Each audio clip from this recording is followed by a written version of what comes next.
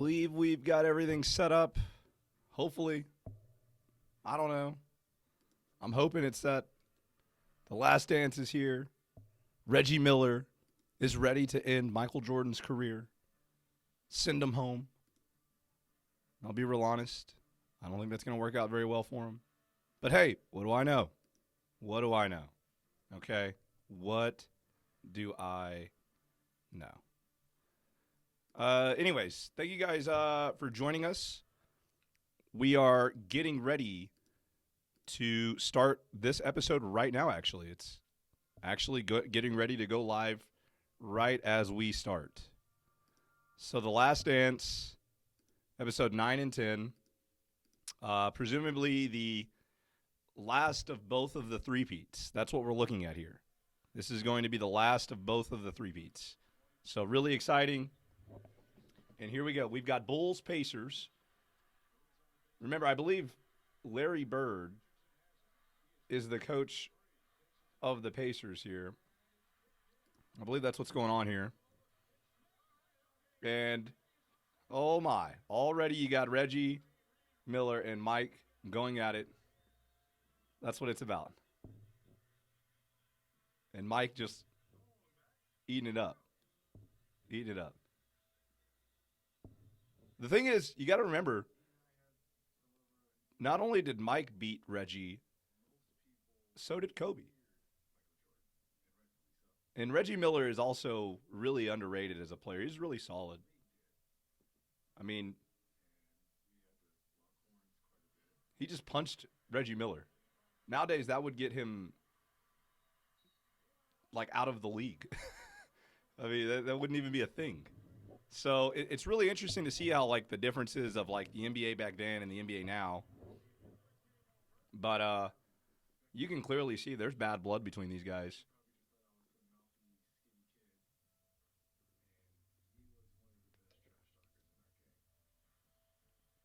That's the thing about Mike. Mike could get under your skin, man. And that sounds about right, though. Like, some people just have the gift of being able to, like, trash talk and things like that. And it's not a bad thing. It's just, you got to know how to use it.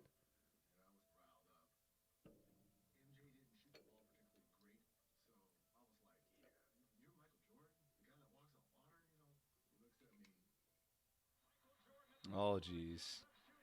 Of course, Reggie Miller had to poke the bear.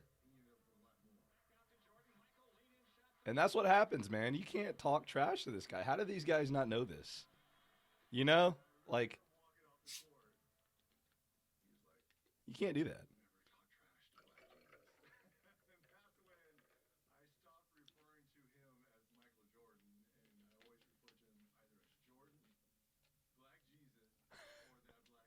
Jordan, Black Jesus, or that black cat. That's awesome.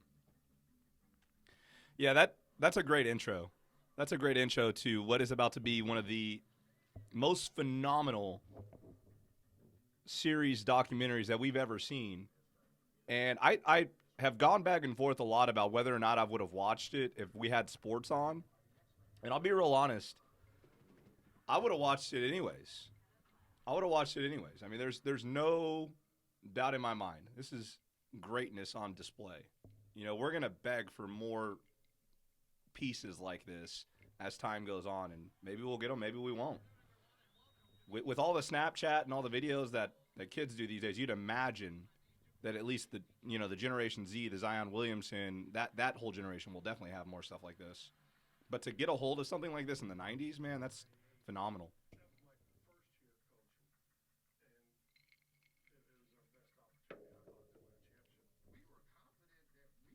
Yeah, I mean, this Pacers team is, you got to remember, this Pacers team went back to the finals a few years later with some of the same players. I mean, you got Jalen Rose, you got the Davis brothers, you got Reggie Miller, you got Larry Bird, you got Chris Mullen, even though he's a little bit older at this point. I mean, Chris Mullen was very underrated. I don't know if you guys know too much about Chris Mullen back in the NBA Jam days.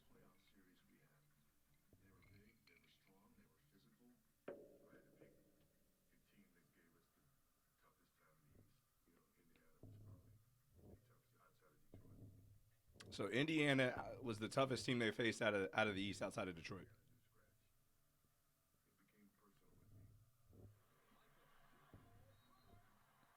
And Mike is just being sweet, man. I mean, like you just can't stop the sweetness that is Michael Jordan. You know, I mean, the guy continuously found ways to win games when, arguably you probably weren't supposed to, and will his team to win. Bulls up 1-0, 98 finals or 98 in Eastern Conference Finals. And once again, they're flashing back and forth. So right now, this is 1998. They're playing the Pacers in the Eastern Conference Finals. And keep in mind, this is, I believe, roughly the same team that Kobe Bryant and Shaq played 2 years later in the NBA Finals. So it's what's incredible to think is if they had found a way to keep these Bulls together, would we have seen a Shaq and Kobe versus Mike and Scottie Pippen NBA Finals? Could you imagine how that would have been? I mean, you got the Michael Jordan, you got the Kobe Bryant going up against each other in the finals. I mean, that's all hypothetical if they would have found a way to keep Mike and all those guys together. I'll try to get you guys some volume so that way you guys can hear a little bit of it. I got to be careful because YouTube is they're a little weird. By the way, guys, if y'all want to chat, hey, feel free to. I will definitely be responding in the chat. Thank you guys, everybody, for joining. I know there's going to be a random amount of people coming in and out. I know this is one of the biggest events on TV right now. We've had a few people already check in. And once again, thank you guys so much for joining us. We do have some videos on our YouTube channel about the Tony Kukoc stuff. That was really good. Really enjoyed the Tony Kukoc content.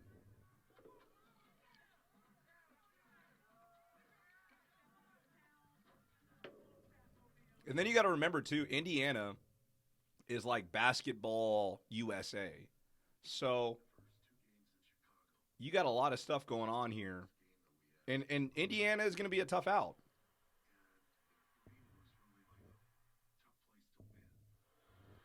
Yeah, I wouldn't want to be playing in Indiana, man. Those people know basketball. They're going to be ruckus. They're going to be wild. I mean, it'd be a tough environment. And if you think about the finals between the Lakers and the Pacers, the Lakers, I'm not going to say that they had an easy time, but they beat them. I believe like 4-1. I want to say 4-1. Let me double check. 4-2. Excuse me, 4-2. Let me pull up those scores real quick. Beat them by about 20. Beat them by about 7. Lost by 9. Beat them by 2. Lost by a lot, and then beat them by 5. So I mean, just off of looking at the stat spread, it looks like LA kind of dominated that series. Looks like not a lot of answers for Shaq right there. Just looking at the box scores, Shaq had 35, 36, 33, 40, 43, 41. So I mean, it looks like Shaq was just kind of unstoppable there. He averaged 38 points per game. Kobe averaged 15. So called him the Black Cat again.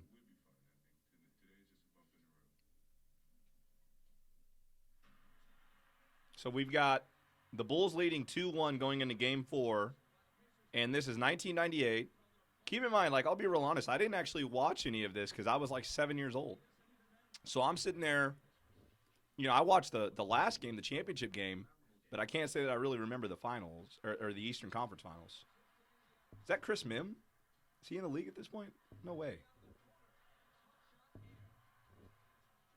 So it looks like the Bulls are coming out looking pretty good. Like a Klay Thompson-esque player. You know what I mean? Like if you're looking for like a modern-day comparison or comparison, so there's 6 seconds. Bulls are up by 1. Reggie Miller's probably going to take this shot no matter what happens here. And they stole the inbound. That really is not ideal for the Pacers. So the Bulls still the inbound with like 6 seconds to go, which is really hard to do. I mean, that's terrible. So there's 4 seconds to go. Scottie Pippen's at the free throw line. He misses the first free throw. So they're only up by 1, and if he makes this, they're only up by 2. So the game is still it's still way in the balance. And he misses the second one. The ball kind of gets tipped out. Some time ticks off. There's only 2 seconds left, 2.9 seconds. And it looks like it's going to be Pacer ball here. You know, a lot of people probably won't remember these moments. I mean, I definitely don't. I'll be real honest.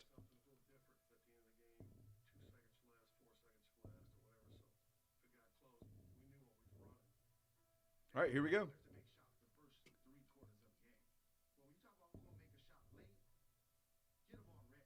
Yeah, it's Reggie Miller time. I mean, it's Miller time, y'all. You know what I mean? It's Miller time right now. That's what's going on here. It's going to be Miller time. 2.9 seconds to go. Indiana's down by 1. They're inbounding the ball. They set some down screens. Reggie Miller comes up to the top of the key, goes out to the wing. The Bulls are switching screens. Mike comes on to Reggie. He kind of gives him a little push. You know, Reggie gives Mike a little push to get free. And Reggie gets the open look. And Reggie's going to knock this down. I already know. Yeah, Reggie gets the open look at the 3. Boom, knocks it down. Knocks it down against the Bulls. One of the iconic Reggie Miller moments. Shout out to his sister, a big USC Trojan. I believe it was Sherry Miller.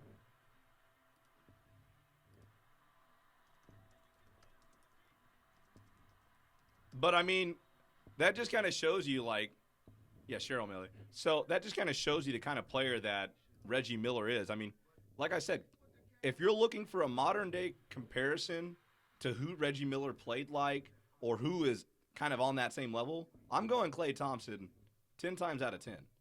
Like, now that I've never made that comparison until right now live, but my goodness, man. I mean, watching them play, kind of taller, lanky guys, they'll get into you defensively.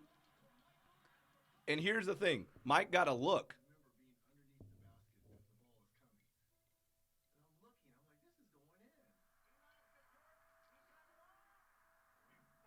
Mm. And what's so crazy, man, is if Mike missed a game-winning shot in the playoffs, tied 2-2 right now, do you know what Twitter would do to Michael Jordan? Do you know what ESPN would do to Michael Jordan? It would not be fair. You know, so like the fact that he did not have to endure this is really huge for his career. I mean, heck, after watching this documentary, Michael Jordan literally walked away from the game because so many people were talking about him in ways that he couldn't control. And it's really interesting because you think about LeBron James, and that's one thing that LeBron James is known for. He's known for controlling the narrative and trying to control everything that people talk about when it comes to him. And you can kind of see why. I guess maybe it avoids the burnout. I don't know. But, I mean, if Mike never burns out, they keep the team together. We're talking about an entire 90s dynasty that rivals the New England Patriots and Tom Brady.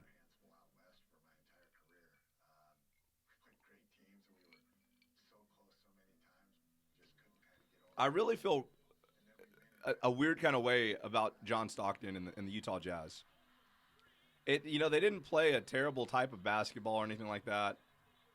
It's just that they weren't. I mean, they couldn't get over the hump. They couldn't get over the hump.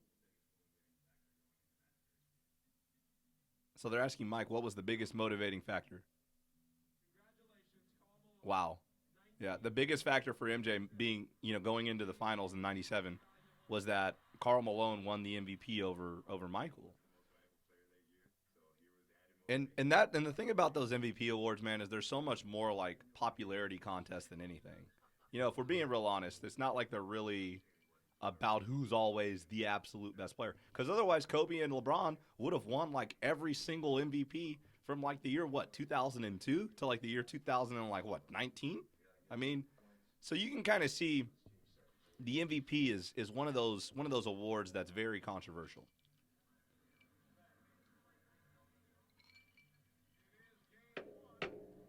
So this is the 97 finals. So they're going back to the 97 finals, game 1, Jazz against the Bulls. You got Greg Ostertag. You got Brian Russell. You got John Stockton. You got Jeff Hornacek.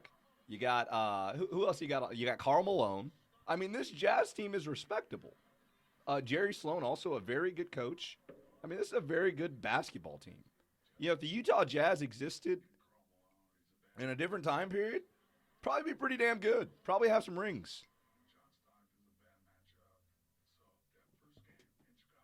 And the thing is, the Bulls are constructed in such a great way, too, man. Like, a lot of people don't spend a lot of time analyzing the Bulls roster. Like, look at the size of their point guard, look at the size of their wings, and then look at their post. I mean, like, legitimately, the Bulls, in my opinion, were loaded. Really ahead of their time. I don't want to say positionless basketball, but they played basketball in such an interesting way that really made, you know, a lot of teams. By the way, I did turn my mic up. Thank you for that, KJ. But the way that the Bulls played by bringing multiple 7-footers, bringing power forwards that were physical, bringing point guards that were 6'3" and above, and I mean Ron Harper was 6'6", I'm pretty sure. So you know when you talk about the Bulls of the 90s, like the late 90s, like the 95, 96, 97, 98 years, they were definitely ahead of the curve in some ways.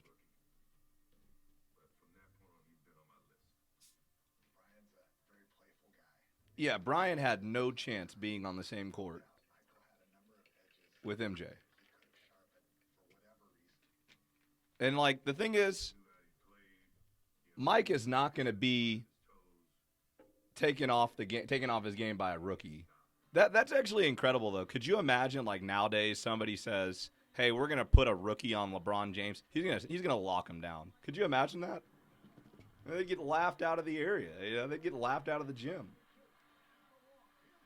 Michael Jordan had been giving it to Brian Russell for like 2 years, man. How many game winners did Brian Russell get destroyed on? I mean, it's unbelievable. Michael Jordan, just unbelievable player.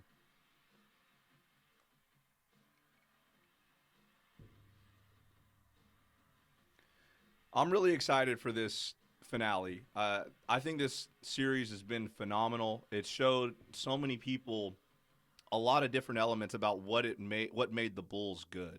And I love the Phil Jackson stuff. We're on commercial now, but you know, you start talking about what made the Bulls special, man. I think the biggest thing I hope people take away is how good of a coach Phil Jackson is. I mean, Phil Jackson was off the wall, but the guy knew how to maneuver and put people in the right position and give people second chances in the way that they could succeed.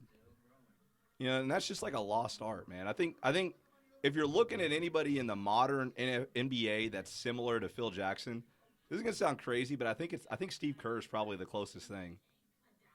You know, like Steve Kerr's not gonna really get all in cahoots and all twisted whenever something negative happens. And part of it is because I think he saw Phil Jackson up close. He saw what that does for your team when your coach doesn't become unraveled at certain situations or doesn't get rattled. And I think that he copies a lot of that. So I'm a big fan. By the way, thank you guys, KJ, K2 World. Thank you guys for joining us tonight. Appreciate it. Just hanging out. What have you guys had like a favorite episode so far of The Last Dance? You know, from the Bad Boys Pistons episodes to maybe even the Scottie Pippen episodes or the Tony Kukoc episodes. Have you guys had like a specific episode that was maybe your favorite? I don't know which one would be my favorite. Oh yeah, I do. I'll give you a hint. I'll give you a hint. Hold on. That's my hint. That's my hint to my favorite episode right there. We're on commercial now. Hey, if you guys are watching with us, I thought about putting a timer on. Uh,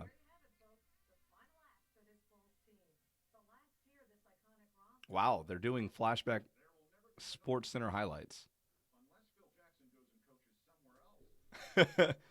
There will never be another run like this unless Phil Jackson coaches somewhere else like LA.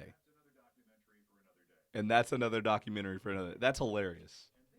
That's hilarious. I I I wonder how they created some of these commercials with the way that they like forecasted the future. I don't know. I would really love to hear how they did that, or maybe they really did say all these things.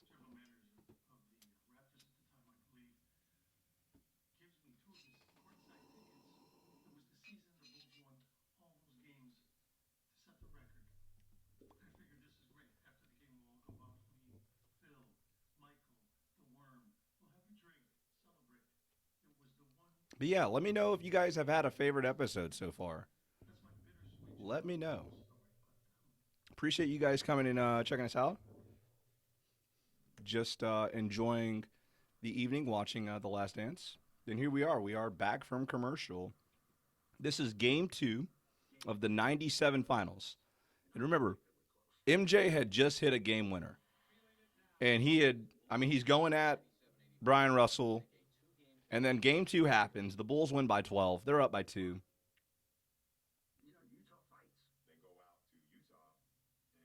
The curveball is they're going to Utah for game three.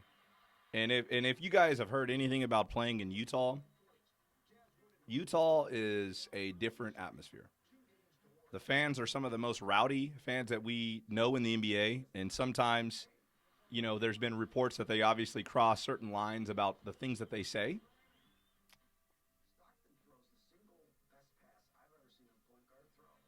But you've got Bulls up by one. There's 3:52 seconds and counting. John Stockton's going to come down with the rebound, fire it down the court for Karl Malone, and all of a sudden the Jazz are up by one with about 40 seconds to go. And keep in mind, guys, this is quite game changing because what ends up happening is the Bulls end up turning the ball over. In the 97 finals, all of a sudden the Utah Jazz go back to Chicago and come back to Utah, and it's tied 2-2. And this is the time where the finals was 2-3-2. So that means that there was two games at the top seed, three games at the lower seed, and then the final two games were played at the higher seed.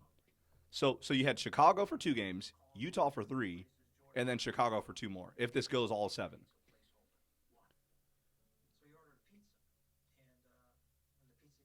Oh, this is the flu game.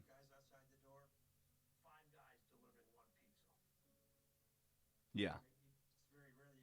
Five guys delivered one pizza. Five guys.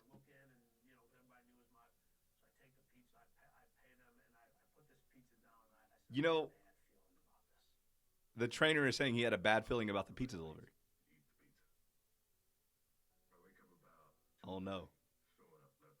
And Mike wakes up at 2:30 in the morning after eating this pizza that was delivered by four people, and all of a sudden he's sick. Just throwing up, throwing up, throwing up, just throwing up, and then curled up into a ball, shaking, and it's food poisoning. And keep in mind, this is like 3 in the morning. This 2 o'clock in the morning. I mean, if you've ever had food poisoning, by the way, it is legitimately one of the worst experiences ever. I've had it one time, legitimately, and I've given the excuse of food poisoning like three times. But legitimately, the one time that I got it, I thought I was dying. Legitimately thought I was dying. It was terrible. So they gave Mike an IV before game five. Oh, no. So Mike is going to play. He's got food poisoning. So this has maybe been going on for about 12, 15 hours at this point. Because you got to imagine they're playing at about 6, 7 o'clock. Prime time, obviously. And everybody in the Bulls locker room probably has an idea. Guys, they're wearing earplugs. It's so loud in Salt Lake City that they're wearing earplugs in an NBA game. Some of the coaches and some of the players. Can you believe that? Like, that's incredible. Like I'm telling you guys, if the Utah Jazz existed in another era, we would be talking about how they were a great team, like the Pistons in the late '80s, presumably like the Rockets in the mid '90s. I mean, they jump out to an 18-8 lead, the Jazz do, and people are thinking, "Crap,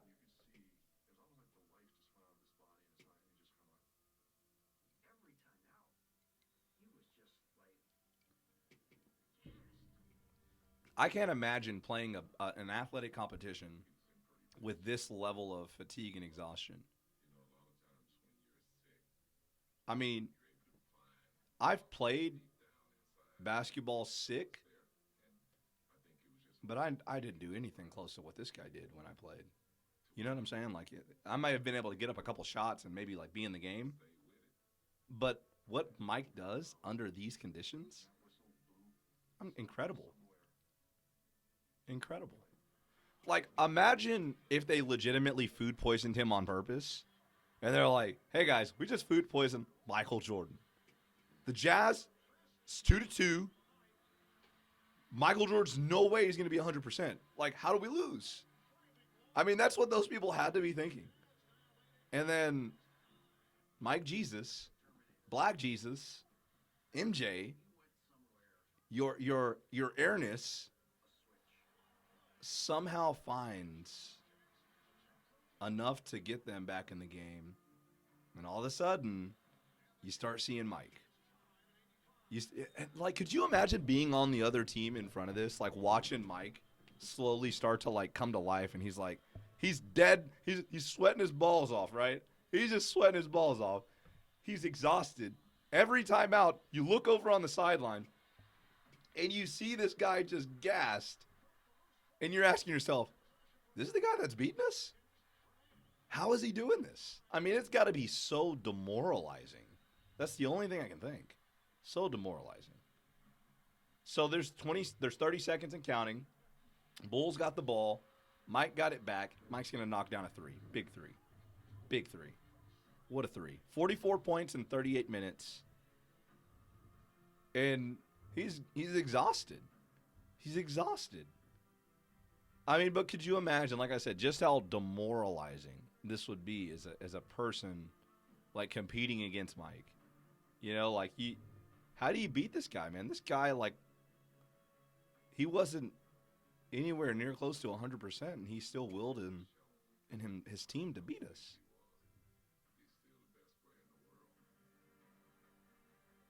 And the Bulls win 90-88, and now all of a sudden it's 97, Game 5, and it's going back to Chicago. The Bulls are up 3-2. I mean, so they're asking the Jazz coach how much he knew about MJ's sickness, and Jerry Sloan claims to not know anything about him being sick, and he says he played a great game. I mean, that sounds about right. To be real honest, I'm telling you from a coach's perspective, you never count the guy out.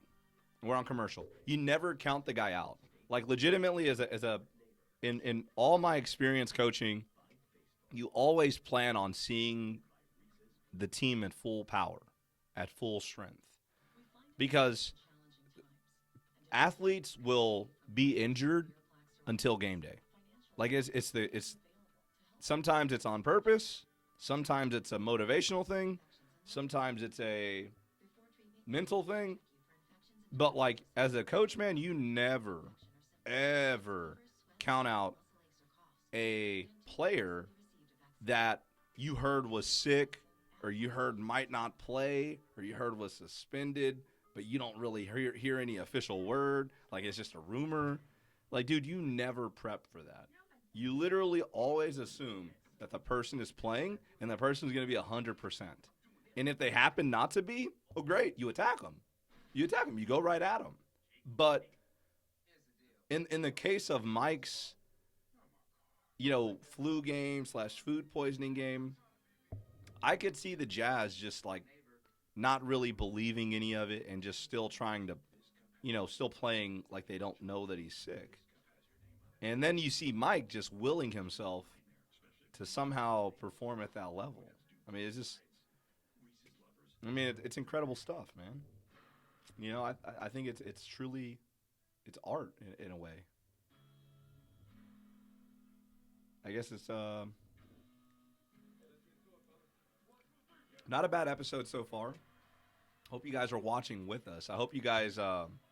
Obviously, I'm not trying to play the video on here and get YouTube all mad at me, but hopefully you guys are watching as well as kind of following along with some of the commentary here.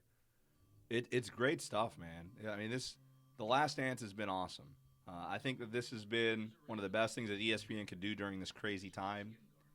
Want to take a second. Obviously, hope everybody's okay and enjoying this as much as they can. And hopefully we get some NBA playoffs soon, huh? Anybody got any picks for the NBA playoffs for this season? Anybody got any picks? Maybe for example, I'll tell you who my pick is for the NBA Finals right now. I got these guys. Los Lakers. See, this jersey is a flashback to when the NBA used to do Noche Latina, which was Latin Nights. And they used to wear these specific jerseys that gave a shout-out basically to the Latin heritage and kind of like some of the Latin players that were in the league. Just trying to basically cross and get some more fans of the NBA. All right, we're back at it. We are back at it. So, Game 5 is over. Mike has just somehow helped his team win. And Mike was just willing to do anything. It was just amazing stuff. Oh yeah, man. I mean, the thing is, the Bulls made the entire league get better. That's kind of what Mike's talking about.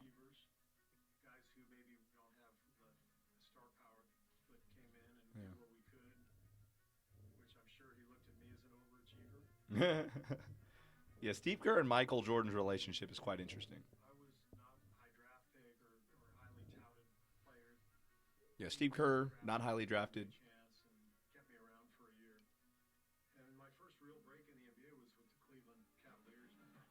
So, for those of y'all that don't know this, Steve Kerr actually played for the Cleveland Cavs before the Bulls. I didn't know that, actually.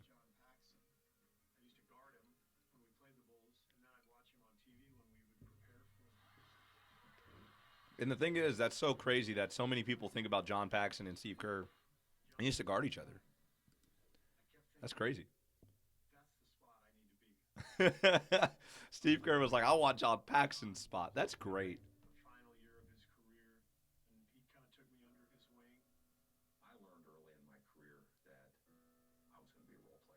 Oh, yeah. John Paxson was a really great role player. Really great.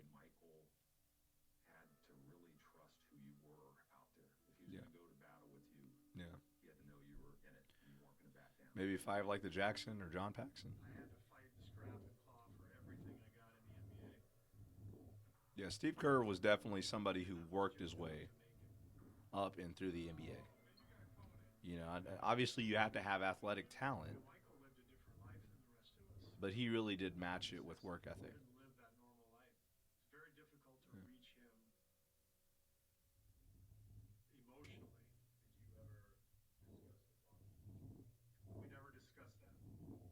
I don't know anything about Steve Kerr's father. So this is interesting. They're talking about Steve Kerr in 1971. This is a flashback. Now, obviously, Michael Jordan had his father murdered,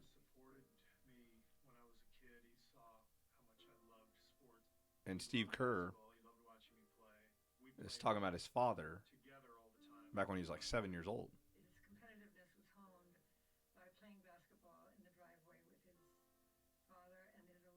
That's insane. So, at a young age, Steve Kerr playing basketball against his dad and his older brother.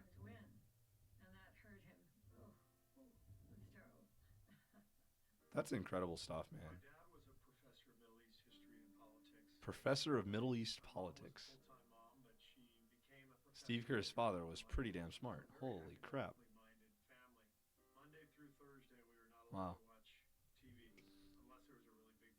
Monday through Thursday, not allowed to watch TV unless there was a sporting event that was really big. That's crazy.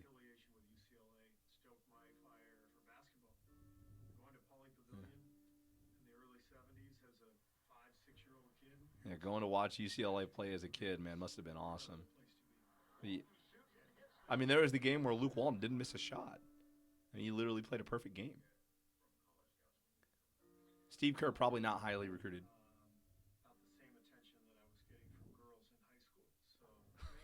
Why is Steve Kerr such a wise guy?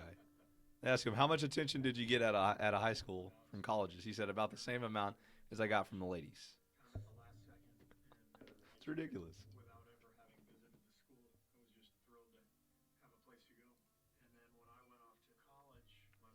I can't put it on because if I put The Last Dance on, I'm pretty sure YouTube would like ban me for like ever, and I kind of don't want to get banned. So I'm trying my best to kind of watch it along with you guys, try to give you guys a play-by-play. Um, wow, one of one of that's insane. How does a school president get kidnapped?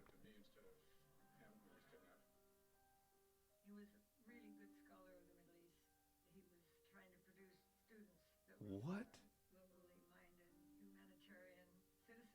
This is one of the craziest things.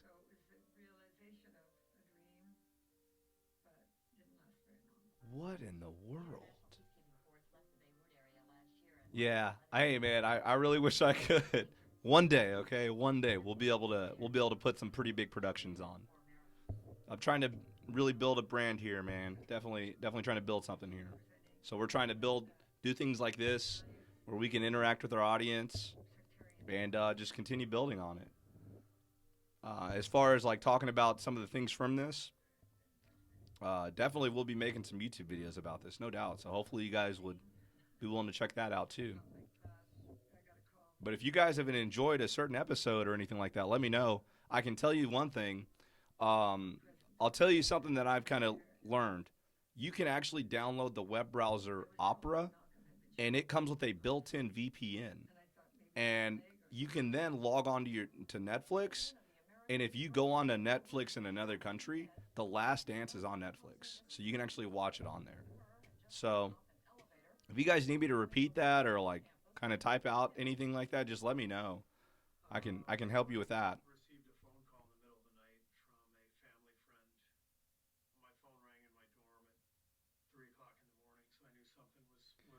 Yeah, when your phone rings in your dorm room, I'm pretty sure that was probably not a good sign, especially at 3 in the morning.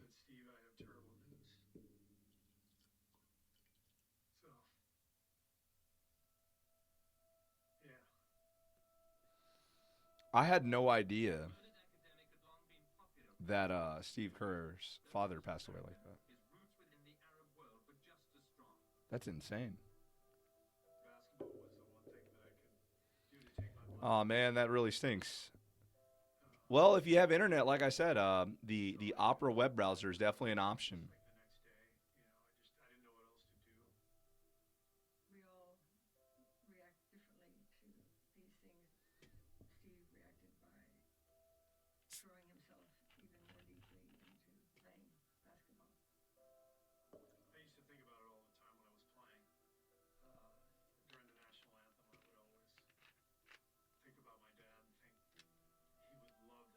That's intense, man.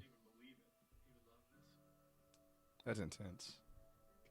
He said he would.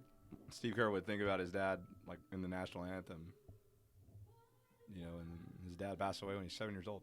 That's intense, man. But that's right.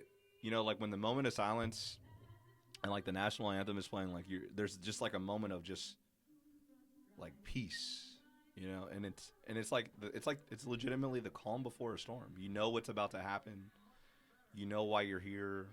You know what's at stake, and your mind sometimes just like gets distracted for just a moment before you've got, the biggest thing in front of you that you've got to try to overcome. So Utah has came out. They're showing, I believe, Game 6 of the '97 finals. They didn't really show any kind of like graphic that they usually show, but it's '97 Game 6. They're playing against the Jazz. Steve Kerr is guarding John Stockton.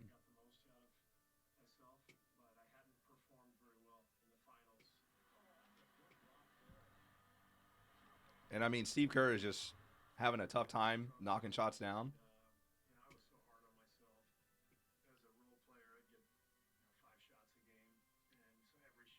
Oh yeah, man. When you know that you're only going to get 5 chances to like change the game as a scorer, like like every shot matters. Like I like the best example I can give you is like I coach wide receivers and we mostly like we run the ball a lot. And so like I tell my guys all the time, look, you got to stay ready, man. You never know when your number's going to be called. And when your number's called, you've got to perform. You know what I mean? Like you've got to show up and show everybody what you've been working on. And you got to be ready like a microwave. That's what I tell them.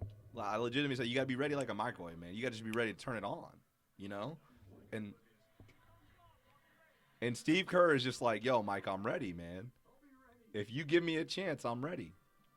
And sure enough, the way this story's going to play out, I've already seen this. It's the time where Mike gets like triple teamed and he kicks it to Kerr, and Kerr knocks it down. We're about to see it.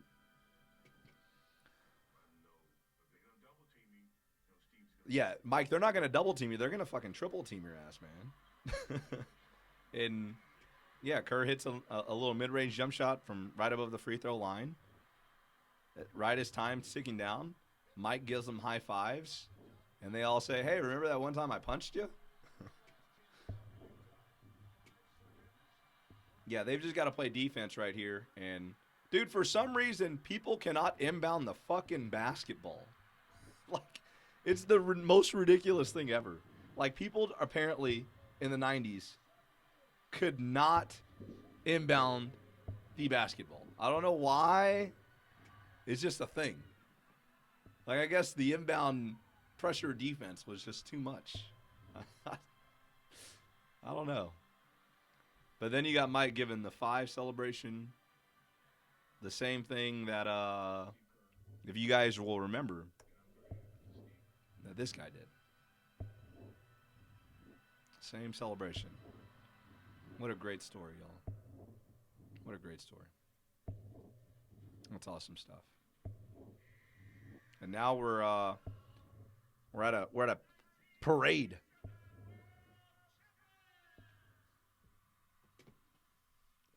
Parade, baby.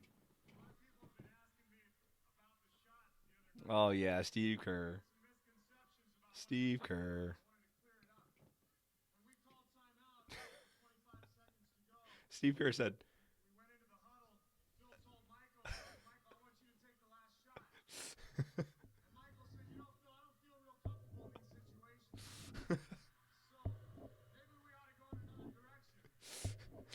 Steve Kerr is such a clown, man. He retells the story of them being in the huddle before the game-winning shot, and he says, "Yeah, Phil Jackson drew up a play. He said, yeah, go to Mike." And Mike was like, "Yo, man, we got to go to Steve Kerr. I'm not ready for this." It was just such a ridiculous story. And that's his story, and he's sticking to it. That's tremendous. That's tremendous. Oh, man. That's tremendous. We're on commercial again. What a episode so far. Michael Jordan and Scottie Pippen eliminated the most 60-win teams in postseason NBA history. How many did they eliminate? 7. They eliminated 7 60-win NBA teams. That's incredible, y'all. That's incredible. 7 60-win teams. I think Kobe has beaten the most 50-win teams, I think. I might be wrong on that. But man, that's pretty impressive. That's pretty impressive. Um, wow, guys. Yeah, this is definitely not disappointed. I think that honestly, guys, the Last Dance has definitely been pretty awesome.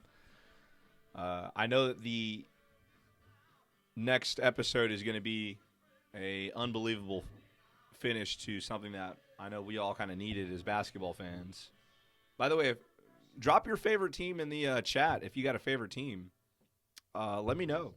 Shoot, we can talk a little basketball going on right now. Obviously, they're talking about when the playoffs are going to come back. Hey, I heard that they might even just begin with the playoffs, and I'm not sure how I feel about that. Imagine. By the way, shout out to Steven. What's going on, man? But imagine if they started the NBA playoffs right away and some teams were rusty and that caused like the number one seed to lose. Yeah, I'm not sure that that's great for the game.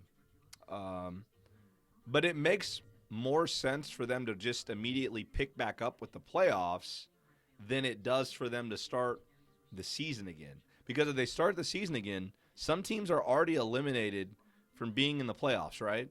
So if they're eliminated from being in the playoffs, then why would they want to regain or resume the season that they have no reason to play? You know, it's just risking their players getting hurt. So the Rockets and the Raptors, okay. So you got a little James Harden action, and then obviously the Raptors coming up off of or coming after a championship. Man, I mean, if Kevin Durant and Kyrie play, you got to assume that that changes the East, right? Like that completely makes the East maybe a little bit more open, but then you got to put yourself in the mind of Kevin Durant. Why would Kevin Durant want to rush back so soon? You know, would that be the most intelligent thing to do? Because you got to think some of these guys are not going to have played basketball until they start opening up the facilities. And then when you look at Kevin Durant, that guy has had so much time off. I'm just not sure that Kevin Durant coming back would be smart. When it comes to Kyrie, Kyrie's different, man. He's just a little different. You know what I mean? Like, I don't know. I don't know. Now, I wouldn't complain if Kevin Durant came back. I wouldn't complain at all because I love watching Durantula play. Kevin Durant's the man. You know, just a guy who likes to get buckets. I think that's what he used to say on his MySpace profile.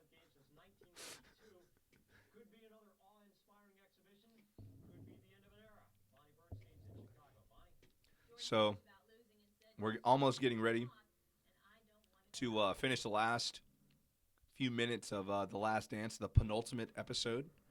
For those of you that are not familiar with the term penultimate, maybe you didn't run track and field. But penultimate is the one before the last, right? So the Bulls and Pacers split games 5 and 6 of the 98 Eastern Conference Finals, forcing a game 7 in Chicago. It was the only time during the Chicago Bulls' entire dynasty that they went to a game 7.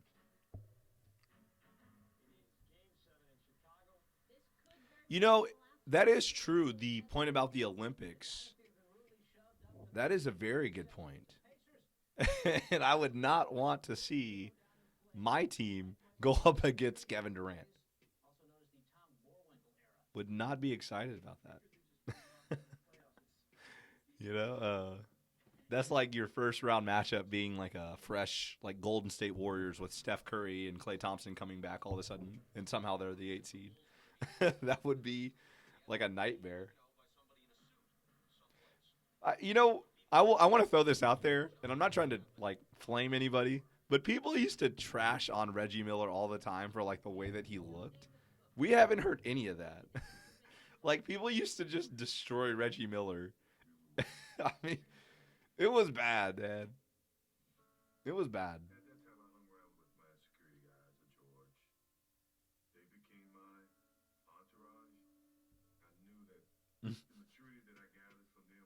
We got the Jerry Curl like gray haired guy back, the guy who hit MJ with the shrug. After they were playing the quarter game and he hit MJ with the shrug. That guy was a legend. He was viral for a minute.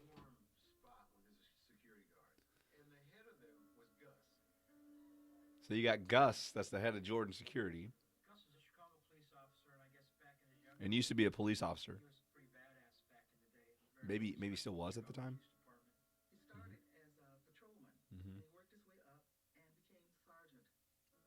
Mm-hmm. Honestly, that's a great point about Reggie as a commentator. You're right. He is tremendous as a commentator. I really enjoy listening to him call games. He's got a good sense of humor, just like kind of like what you're talking about with his personality. He doesn't always force it. He's knowledgeable about the game. Obviously, he's humble. I mean, he's everything you really want in a sportscaster for the most part.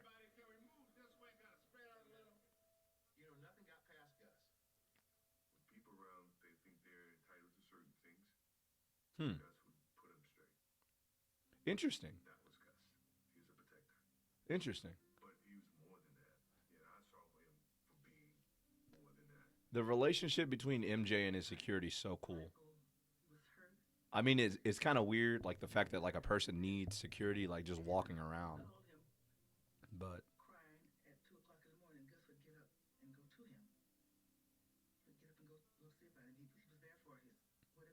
talked about how MJ would call Gus, in terrible times of the day, and Gus would show up, and how Gus was almost like a father figure to him. That's so cool, man.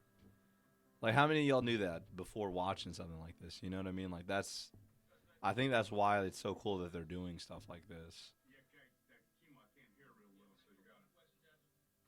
And he ended up getting cancer. He, oh no, he must have died the way that's sad. Yeah, when it comes to hockey and baseball is just such a slower paced game. I think it's probably hard to not come off as being like tacky, if you're really trying to like sell the game. And then for the NFL, obviously I agree. And then for hockey, outside of watching a few Preds games, I don't know that I could really comment on that. The only thing I remember about watching Preds games is I always get mad when the Preds get screwed, and the commentators like don't give them a lot of respect. And if we got to see Tiger Woods, could you imagine watching Tiger Woods and him interact with his father? Like, dude, that would be tremendous. That's a great point. I would love to see a Tiger Woods documentary. I was so happy when he won the Masters last year. You know what's crazy? The only hat that I own from the Masters is ironically from last year, and I'm so proud that like Tiger was able to somehow win that, and I'm able to have that artifact from that tournament.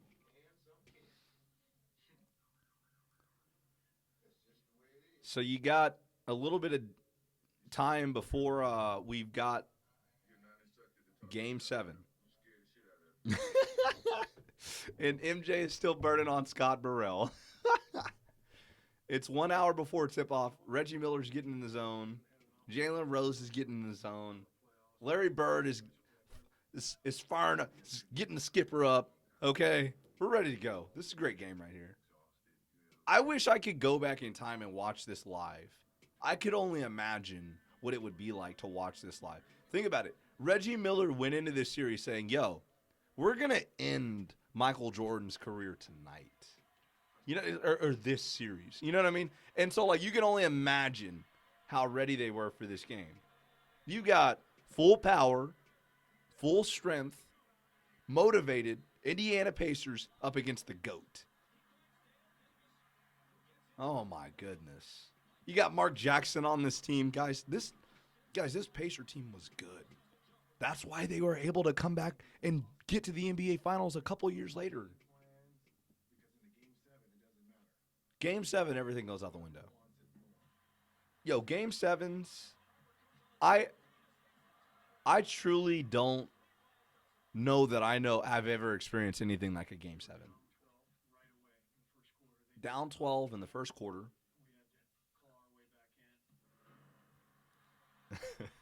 I mean, Kobe dropped 81 on Jalen Rose, right? Like, I mean,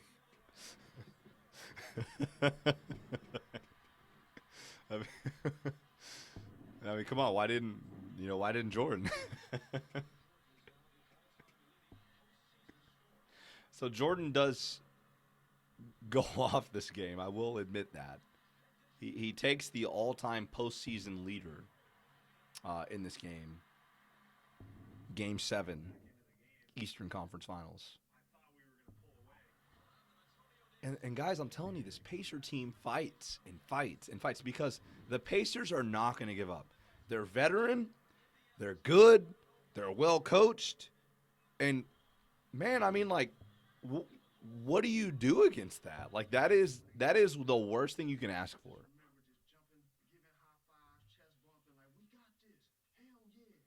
And Jalen Rhodes, he's amped. He was like, "Yeah, we got this."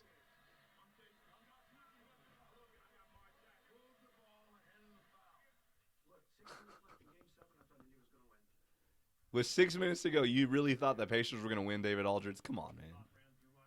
Why would you bet against Jordan? Betting against Jordan's like betting against Tom Brady when he's got the ball and he's down. Betting against MJ? Come on, man. Come on. One person I want to shout out to Luke Longley. I'm from New Mexico, so I have an affinity for the state of New Mexico. But shout out to Luke Longley, who has not seen hardly any airtime this entire Last Dance documentary. And I will say that I thought that he was a very crucial point of this team. I'm not saying he's as big as Steve Kerr. I'm not saying he's as big as Horace Grant. But my goodness, man. I mean, Luke Longley was 7 foot. He was skilled. He fit the triangle perfect. There's a reason why Phil Jackson wanted him. Hell, you know what? I'm going to tell you this. If you watch clips of Phil Jackson and then you watch clips of Luke Longley, you see there's some familiarity there. There's a little bit of similarity there. Okay?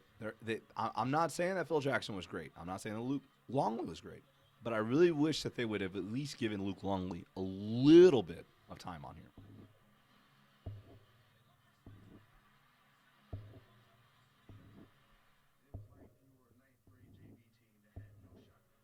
A ninth grade JV team that had no shot. That's hilarious. That's hilarious. The Bulls are up. The Bulls win 88-83. Game 7, 1998 Eastern Conference Finals. Like I said, man, I wish I could go back in time and watch this live.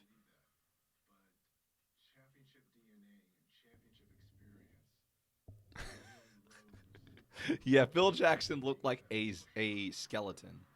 Like, if you go back and watch or, like, look at pictures of Phil Jackson as a New York Knick, it's legitimately a little scary. You know what I mean? But at the same time, if you actually talk to people that have met Phil Jackson, they say he's scary. Aw. Gus, the head of MJ Security, got the game ball from MJ from this Game 7. How about you seeing Michael Jackson go through and dap up the whole locker room? How about that?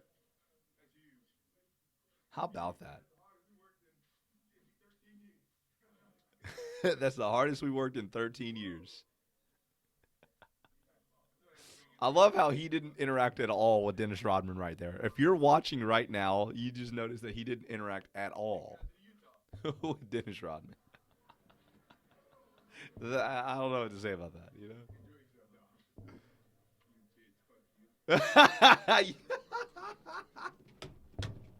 I love MJ and Larry Bird cursing at each other. That is tremendous. It's all going to be about the last series. Yo, Gus is the GOAT of all-time security.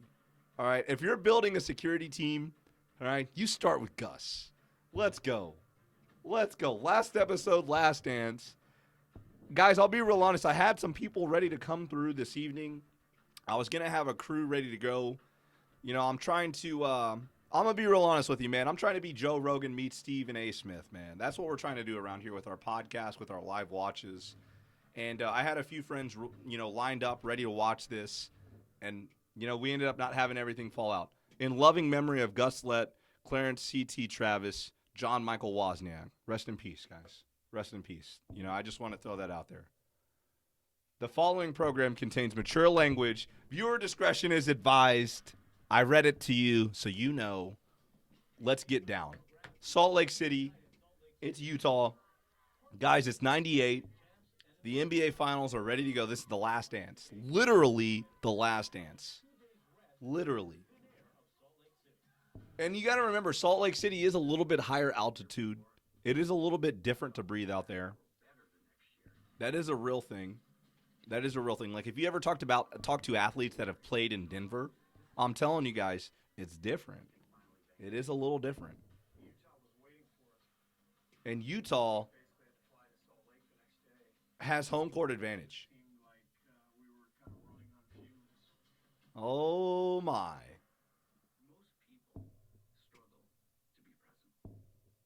MJ's not scared, man. Imagine going into the battle of your life and knowing you've got MJ on your team.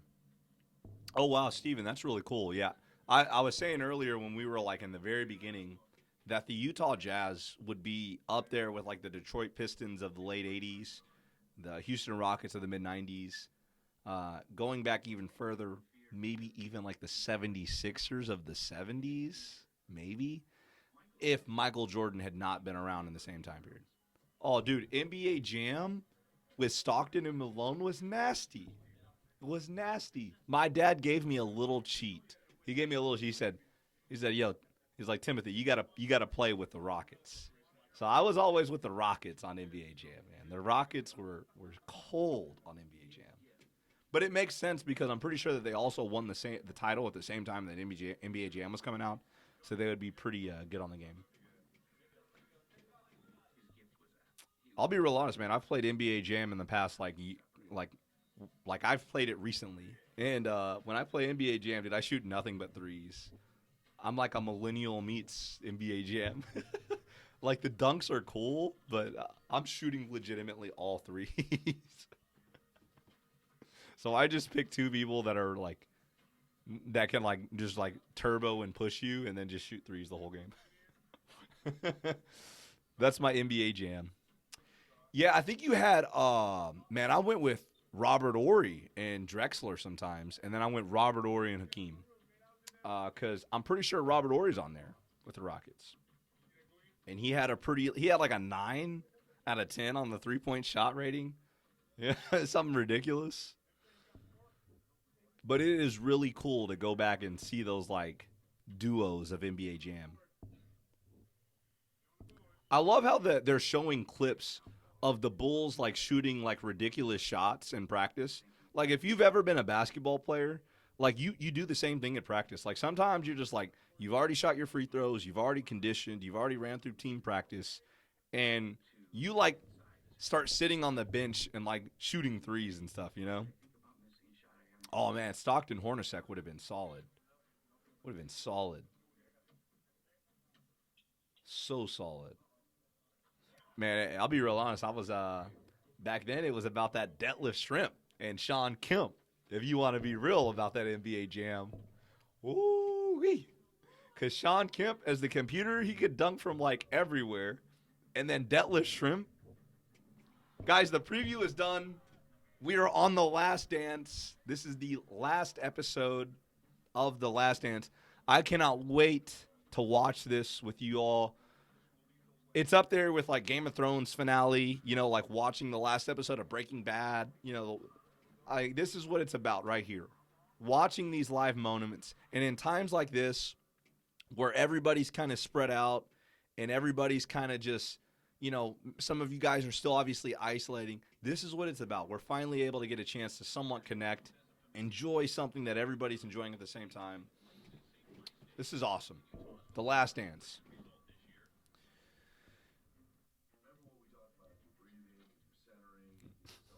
Phil Jackson, remember what we talked about with your breathing and your centering. What NBA coach is going into the finals game 1 saying that in 2020. Only one I can think of is Steve Kerr, man. Only one.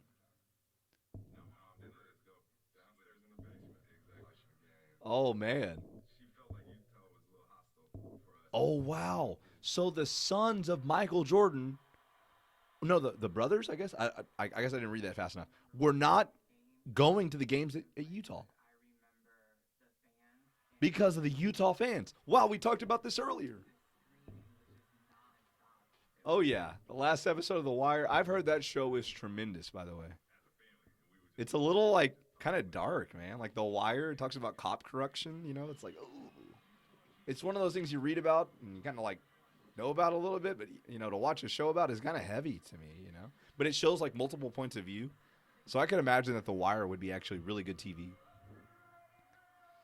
Let's get ready to rumble. That is tremendous. They got that guy in there. So they're doubling Scotty in the post with a little.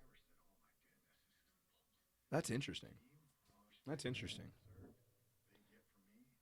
So that means that they may be doubling Michael and Scotty in the post. So that means anytime they get the ball near the basket, they're sending another guy to guard him.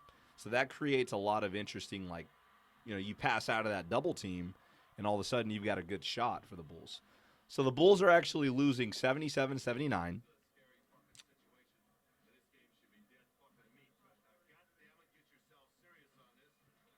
Phil Jackson's cursing them out. There's less than 30 seconds. Phil Jackson's cursing them out, saying, you need to get your shit together.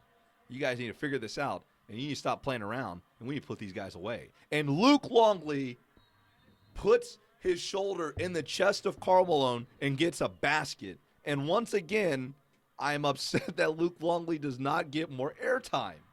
I know a lot of people are upset at Scottie Pippen not getting more positive airtime, but my goodness, where's the love for Luke Longley, the 7-foot, unbelievable rim protector that nobody would have really given credit for, and the Bulls lose in overtime by 2. So they immediately are down.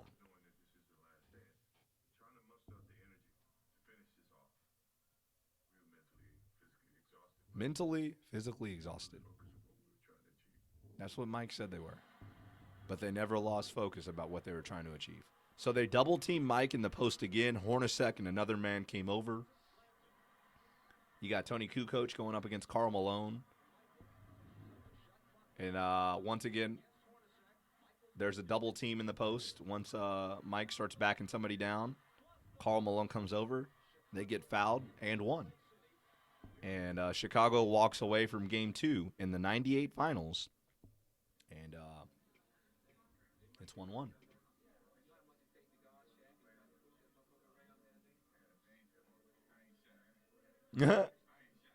And they're talking about the comparison between guarding Shaq and guarding MJ.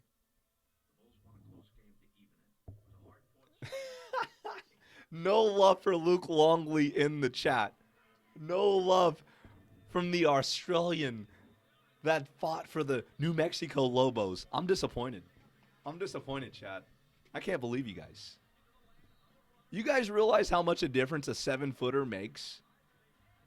And you obviously got to realize he's better than Greg Ostertag. Like, no doubt he's better than Greg Ostertag. You remember how many times you watched Greg Ostertag get posted, like, just completely dunked on? Like, you know what Greg Ostertag's nickname used to be? Poster Tag. Because he used to be on so many people's fucking posters.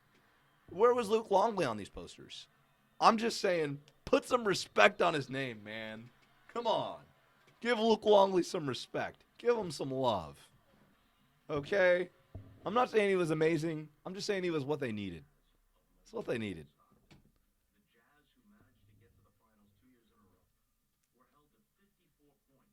Oh, my goodness. The Jazz, a team that had got to the finals 2 years in a row, held down to 54. Wow. No way. They just destroyed them game 3, guys. 54-96. That's got to be embarrassing. That's got to be embarrassing. Embiid. Man, I don't know. I don't know about that. Embiid's pretty good. He's pretty good. Hey, Luke Longley, 2020. I agree. I'm with you. I'm with you. You know, you've got to be able to kind of look at the way that the Bulls were constructed and then think about the way that the Lakers were constructed just years later. You know, remember that the thing that made the Lakers really, really valuable is also that they had multiple 7-footers that could clog the paint and make it hard to get to the basket. You know, when they had Andrew Bynum and Pau Gasol, it's a big thing. So, for those of y'all watching right now, Dennis Rodman is being Dennis Rodman. And going on NWO and WW or WCW at this point.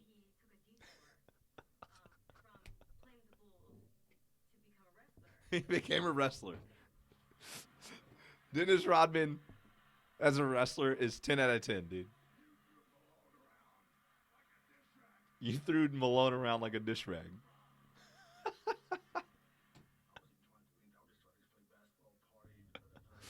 Dennis Rodman is a person that I would hate to play against, but I would probably love if he was on my team. If I'm being completely honest.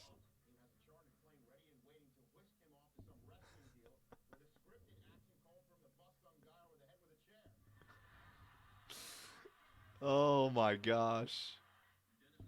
I wish I could go back in time and watch Dennis Rodman wrestle. Okay, can I just throw that out there?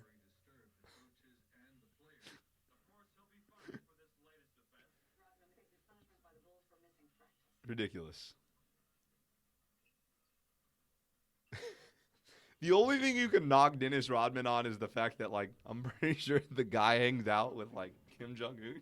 You know what I mean? Like, that's a little, like, So wait, you're hanging out with, like, one of the, like, worst dictators of all time? Like, that's the only thing you could say about Dennis Rodman, right? You're kind of like, I don't know. Maybe that's a good thing. Maybe it's good that he goes over there and shoots free throws with Kim Jong Un. Yeah, I don't know. Oh man. And once again, guys, this episode is highlighting what makes Phil Jackson arguably the greatest coach of all time.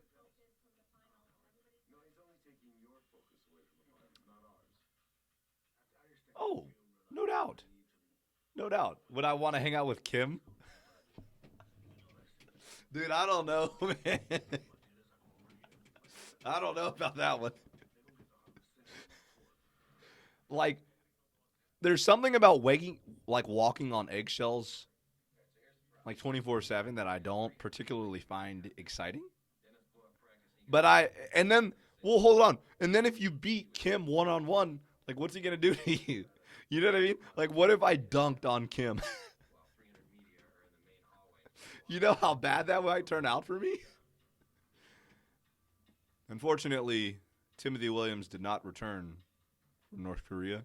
The last report was that he posterized Kim Jong Un.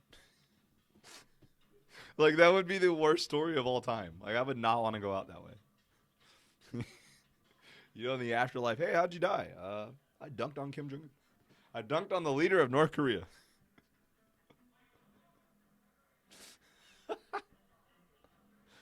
That is that is rough. Are they running after this guy trying to get him on camera? What's going on here? This is wild. This is actually wild. I believe we're on another commercial. Yeah, we're on another commercial. Guys, unbelievable. We're down to the last 45 minutes of The Last Dance. It's been a tremendous documentary. Some other ideas that people have talked about in the chat is seeing a Tiger Woods documentary like this, which would be phenomenal.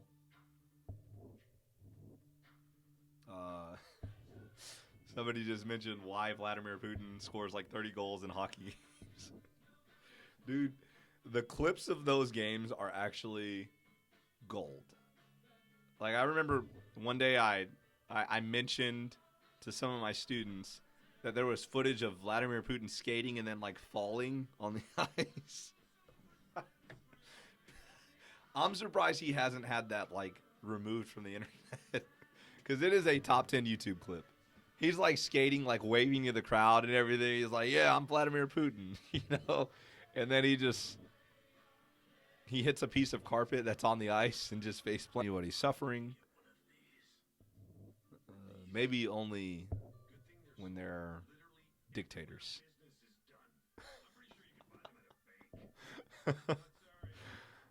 Absolutely classic.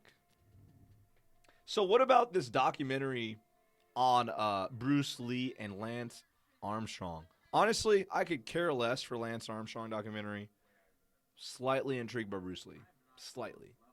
The fact that Bruce Lee like never fought in like a octagon type setting is kind of like disturbing to me, that people talk about him being so good at martial arts, and like the dude never really like fought, so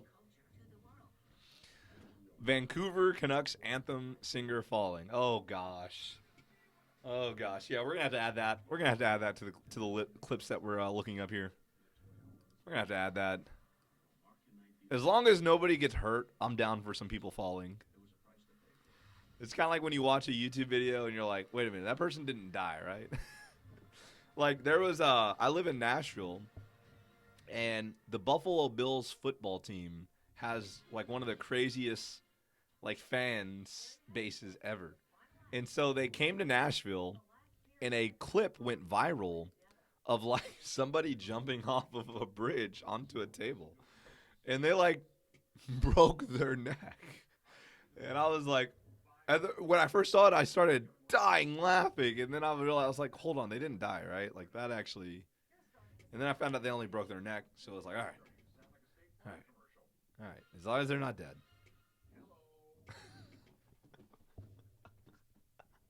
We're trying to fight Bruce Lee at any point in my life, at any point of his life. Not anything that I would want to do.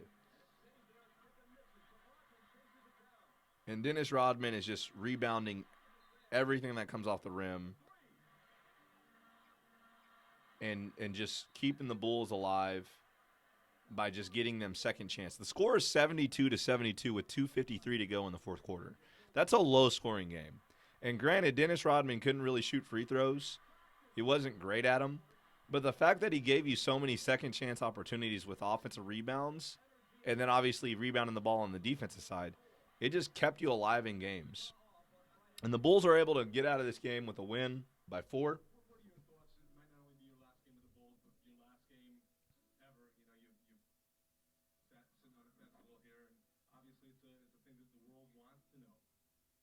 So the Bulls are up 3-1.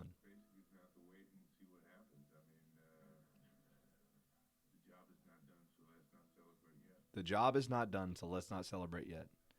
That's it's almost what Kobe said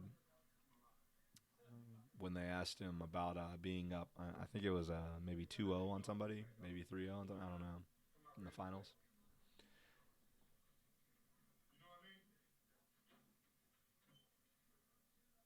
Come out ready to attack.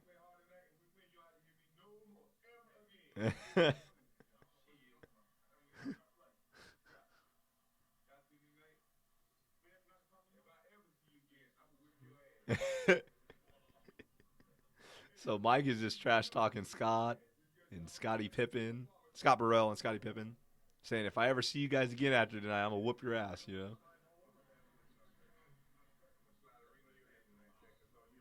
I'm gonna slide on your ring tonight, a hand on your ring tonight, Tex. That's what Mike said.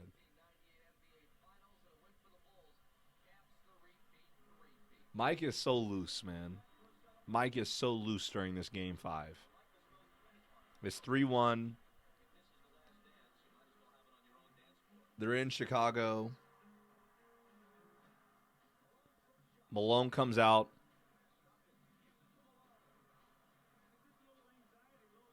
And he's balling. Mike is missing. Luke Longley's missing a putback dunk. Mike is turning the ball over. John Stockton and Karl Malone are finding a way to stay in the game. And it's 80-76 with 53 seconds to go.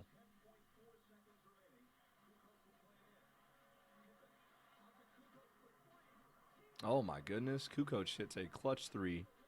There's 5 seconds to go. It's 82-81. The Jazz are up. The Jazz hit a free throw. It's now 83-81 with 1.1 seconds to go. But you got to remember they got Mike.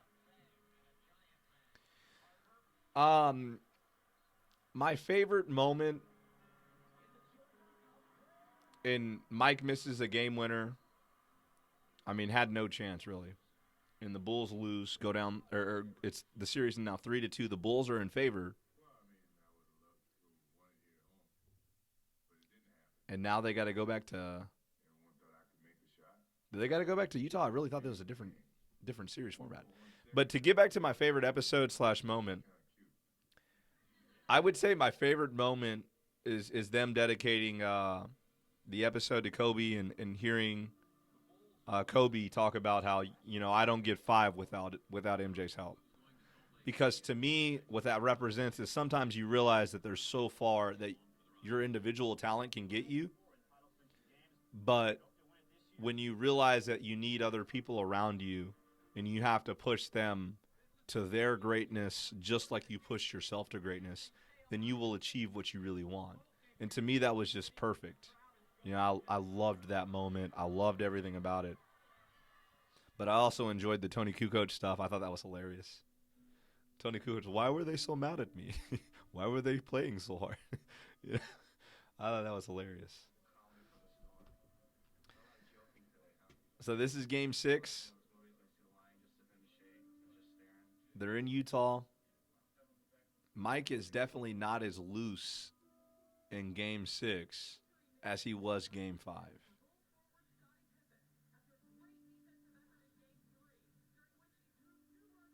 And they're talking about Scottie Pippen. And they're talking about how he's kind of a little stiff in his back. So he's getting a lot of treatment in the training room right here. Dude, listen, you got to remember, it doesn't matter how hurt you are. If it's fucking game 7, if it's fucking game 6, if it's the fucking playoffs, you're playing, man.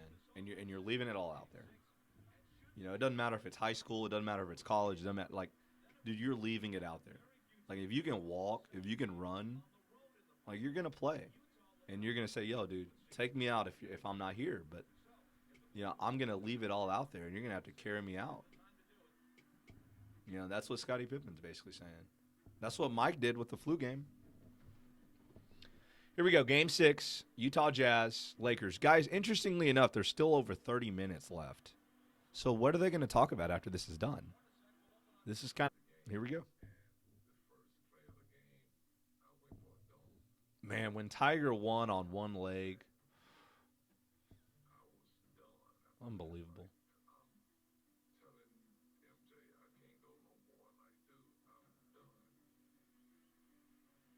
And Scotty is just having a hard time getting up and down the court, really laboring himself. Not having a hard time getting up and down the court, but just really like you can see that it's not easy. It's not like a professional athlete like jogging up and down the court is easy, but Scotty's not 100%. So it's 17-8. The Bulls are up, but Scotty's going back to the locker room. And you got to take a moment to think about the time where Scottie Pippen had migraines, and they were trying to get past the Detroit Pistons, and he couldn't do it. And so you got to think Mike remembers that, and Mike is like, "Yo, we're not going to go out like this. We're going to figure this out." But Malone is going off, guys. And Malone against Bill Winnington, I hate to say it, it's a mismatch. I mean, Karl Malone was a really good player. And once again, they're doubling Mike in the post. So Mike's going to have to pass the ball to his teammates. So Ron Harper, Steve Kerr, whoever comes in for Scottie Pippen, they're going to have to play huge roles. Oh, yeah. If Scottie didn't have that migraine against the Pistons in, 91? You got to imagine that might play out different. And Mike is just going to have to be the Iron Man here. Mike is going to have to play probably, we're on commercial now. Mike is going to probably have to play almost all the game. They're going to have to rely on Mike scoring. He's going to have to take somebody out of the game defensively because Scottie Pippen's not there to give you that defensive force. I mean, this is going to be a tough win for the Bulls to overcome if Scottie Pippen is not able to come back and contribute. And just like you guys are saying, I mean, Malone from 14 foot was automatic. I mean, for a lot of his career, Malone coming off the pick and roll, popping out instead of rolling to the basket, guys, that mattered. And the thing is, before the big fundamental, Tim Duncan, one of the greatest players of all time, there's Karl Malone banking those 14-foot, mid-range jump shots. That was what Karl Malone did.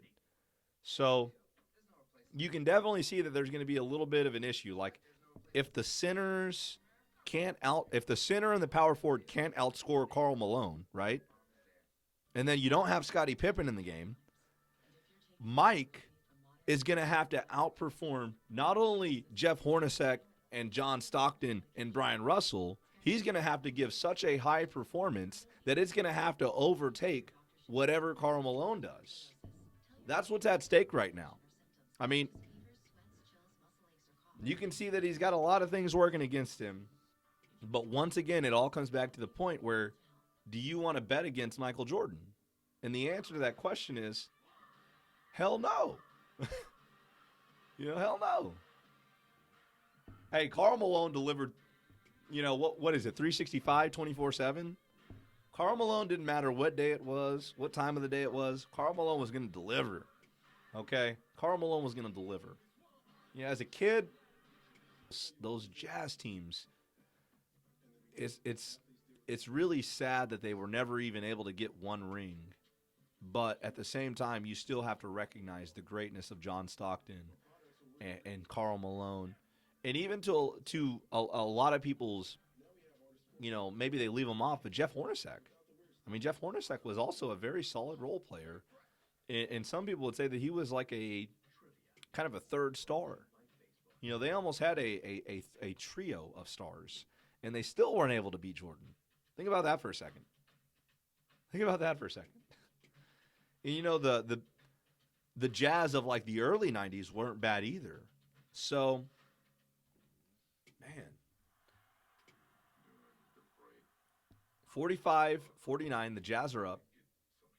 It's halftime. Scottie's still trying to figure out his back. And there's one negative thing you can say about Scottie Pippen is that you weren't always sure that you were going to get Scottie Pippen during the clutch. Obviously, there was the time he quit on them. There was the time that he had migraines. And then there's this game 6 of the 98 finals, and he's not 100%. And Phil Jackson's like, yo, can you start? Let's go. I mean, he's being very direct with him. He's not telling him what he can't do. He's telling him what he can do, right?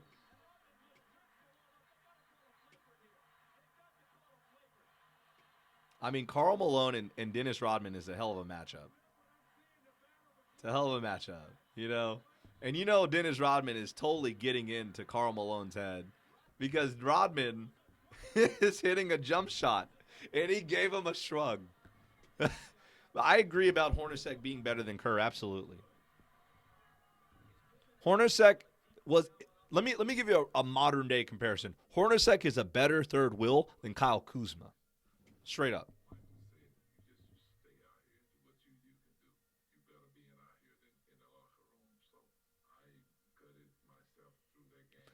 And Scottie Pippen just getting some words of encouragement from MJ. Hey, fucker, play. Pippen is literally, I remember that. He was literally just barely jogging up the court, like scooting. Almost like he was speed walking. And MJ is just gassed. That's what makes this ending so incredible. It's 66-61. The Jazz are winning. It's in Utah. MJ is dead tired. Scottie Pippen is nowhere close to being 100%. And you start to see Michael Jordan's jump shot short. Literally, watching this, all of these jump shots, guys, they're short. They're falling right before the basket. And that's a sign of fatigue. That's a sign of exhaustion.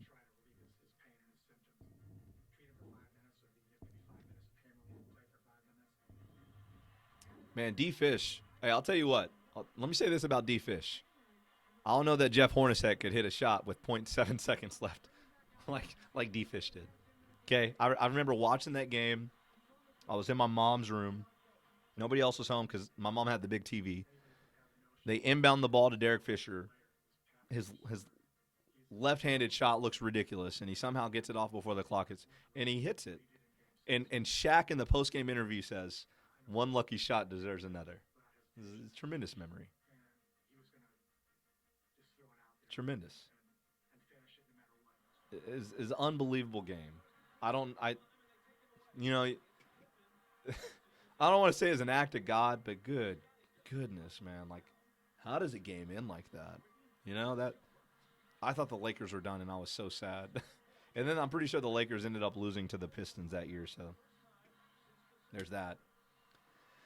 So in this game right now, the Bulls and the Jazz are going back and forth. It's 77-74, about 5 minutes to go. John Stockton is playing hard. Karl Malone is playing hard. Scottie Pippen is still barely making it up and down the court. I mean, it's literally a struggle for him to get up and down the court. And I mean, it's back and forth.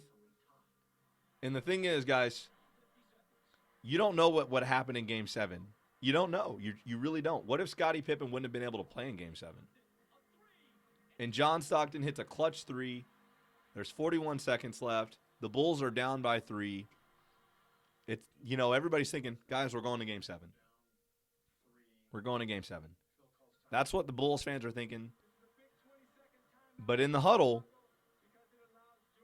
Phil Jackson calls timeout.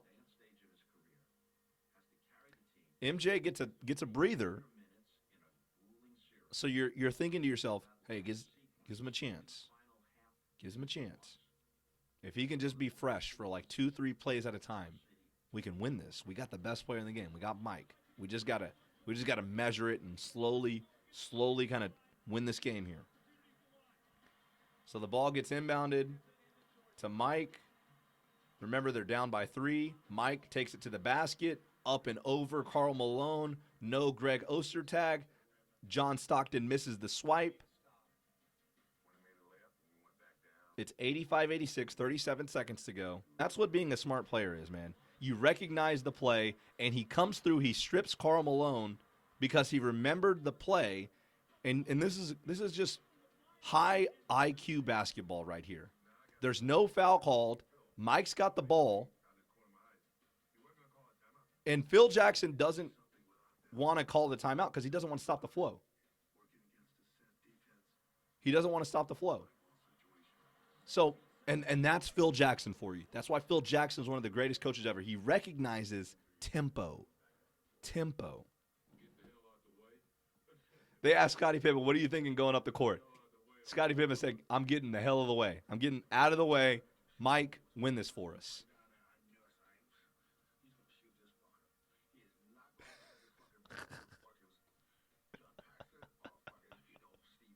Dennis Rodman is like, yo, he ain't passing. Mike is taking this shot. Everybody clears out.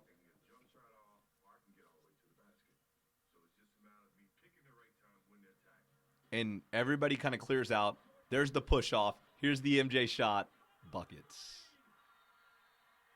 The follow through. The moment. The slow jog up the court. That's why he's the GOAT, y'all. That's why he's the GOAT. Was that a foul? Hell yeah. Are you going to call that on Mike? Hell no. That's your airness, man. He's the greatest player, man. I know there's a lot of people that have debates. Hell, I've said Kobe's the greatest of all time because I'm a Kobe fan. Mike is the GOAT, man. Everybody said I pushed off. His energy was going that way. He was already going that way. I just helped him a little.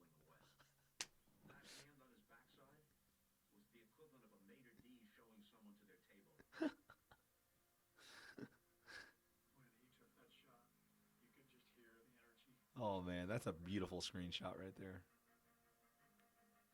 And that's it, man. I remember watching it. I remember trying to do it on the playground. I remember trying to copy this move. Like, MJ, the man. And all they got to do is play defense for one more possession. World champions. And remember, people cannot inbound the freaking ball for whatever reason, man. You know, it's the 90s. People can't inbound the ball, okay? In pressure situations.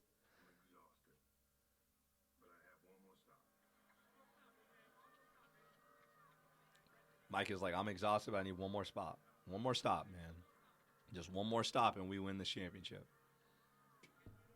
They can't do nothing but go to the basket. I'm going to be ready for a charge. That's what Scottie Pippen said. With a messed up back, he's going to take a charge. Talk about leaving it all out there and nothing left unturned, man. That's max effort. I believe they're going to go to commercial right here. I don't think they're going to. I don't know.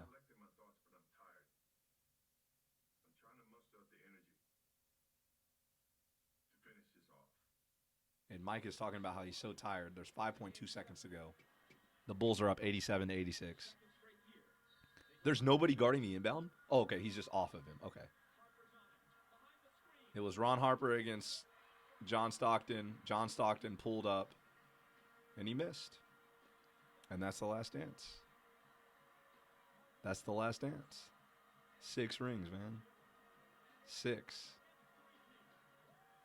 2 3-peats. How about that, y'all? What a series. What the hell are they going to do with the last 20 minutes? What are they going to do? What are they going to do with the last 20 minutes? Oh, man. Goodness gracious, y'all. Wow. Wow. Wow. Can you believe it?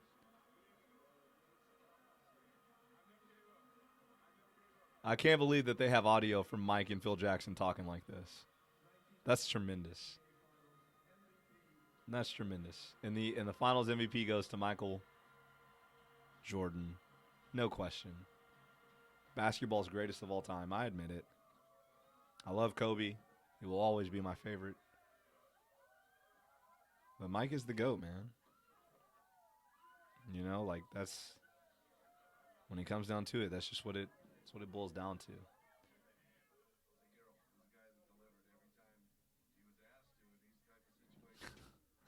Mike delivered every time he was asked to in these situations. Man, if they did a documentary on every team that lost to the Bulls, that would be a lot of documentaries and a lot of sadness.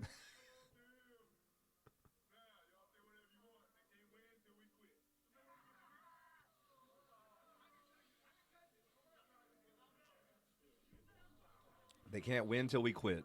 What a great quote. What a great quote. Shout out to the Bulls. Shout out to the guys that made this documentary happen. Wow. What an incredible story, y'all. What an incredible story.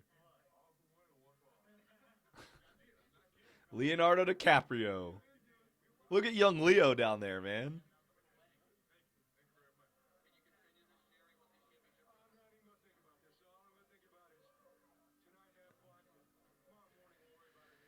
Man, top 5?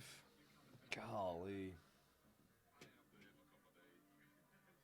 Top 5 is tough. Greatest team to ever play this game. You just got to respect it. There's a lot of people doing a lot of illegal drugs. That's hilarious. That's hilarious. Honestly, Dennis Rodman, that was probably mostly you, but sure, project on the other people. Top 5. Top 5.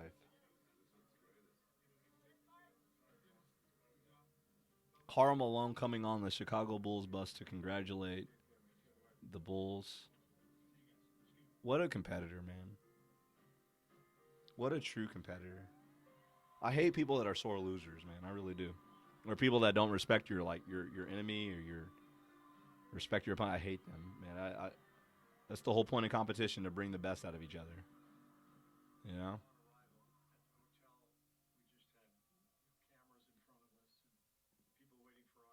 It's tremendous.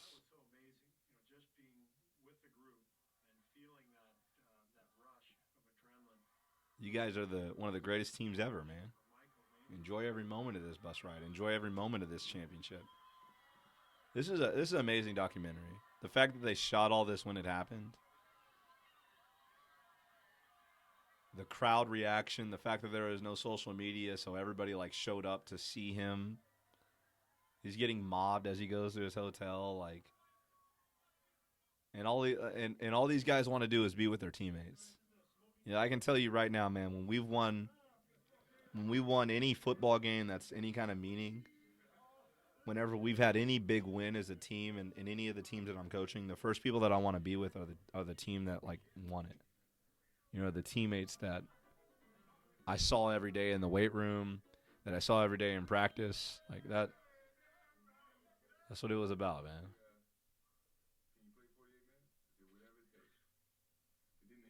man. You know, Reggie Miller, man, hey, listen, Reggie Miller is one of the greatest players that I've seen play, and one of the awesomest people that I've ever seen call games. So for you to say that, I appreciate that. Thank you very much. People say that I have a face for radio. Maybe it's a voice. I don't know. I just kind of laugh at them. I'm like, wait a minute. I don't think that's good. I would much rather have the face for TV, you know. All right, so we're on commercial. So I'm gonna answer this top five. Okay. Okay. Damn, that's tough. Okay. If we're talking about top five,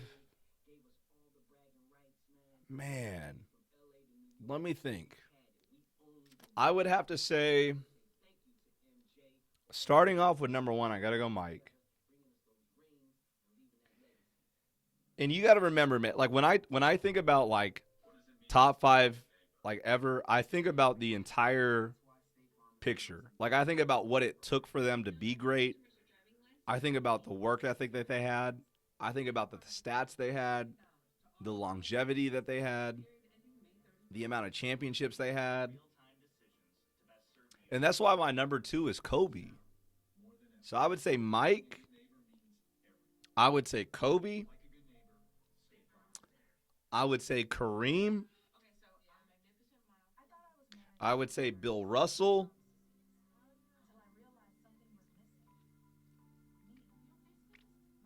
And I would say LeBron James. And LeBron James still has more to his story. That's the craziest part. That's the craziest part. Because if LeBron James wins two more rings with the Lakers, I don't know that I don't move him past a Bill Russell or a Kareem. And here's what I will say about LeBron James, and I give all the credit to Isaiah Thomas for saying this.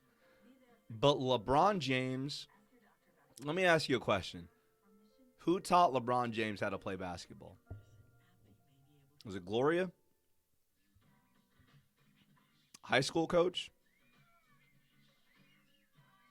I mean, who taught LeBron James basketball? And when I answer that question, in my opinion, it's the fact that he taught himself somehow, man. He's legitimately like one of those like prodigies. He's one of those people that you can't really explain why he's so great. He just is great. Right? Like for Mike, he's great because he was competitive. He felt like it was what it was like to lose. He never wanted to feel that again, so he overcame it. And then he never let that go. Like some athletes will plateau and then they'll coast. And Mike wasn't like that. You know? And you look at Kobe. Kobe copied Mike. He literally was like, yo, who's the best that's doing this and how can I do it like him? You know, so when I look at those two guys, they just stand out differently from every. And then you got to think about how Kobe was so young and how Kobe was just a young man. Like, what were you doing when you were 20 years old?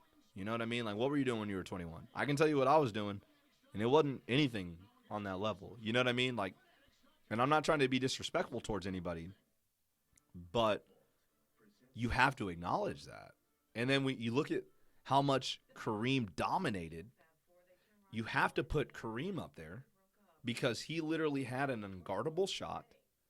He was good for unbelievable long amounts of time. His high school career was great. His college career was great. And his pro career was great. And then you look at Bill Russell, and you say, Bill Russell won. He just won. Like, before there was Mike, there was Bill Russell. You know what I mean? Like, he just found ways to win and will his team to win. So, like, I think that's why you have to have those four guys up there. And then the thing about LeBron is LeBron just has losses, man. He just has losses that those other guys don't have. You know what I mean? Like, he doesn't have losses.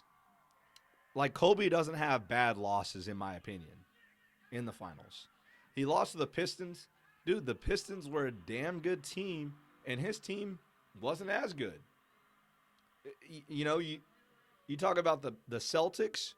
They had literally 3 Hall of Famers on their team in their prime, and he had a hurt Andrew. As far as top fives goes, I think that would be my list for now. But I think you make a great point of if LeBron becomes a coach, he's probably going to become an owner.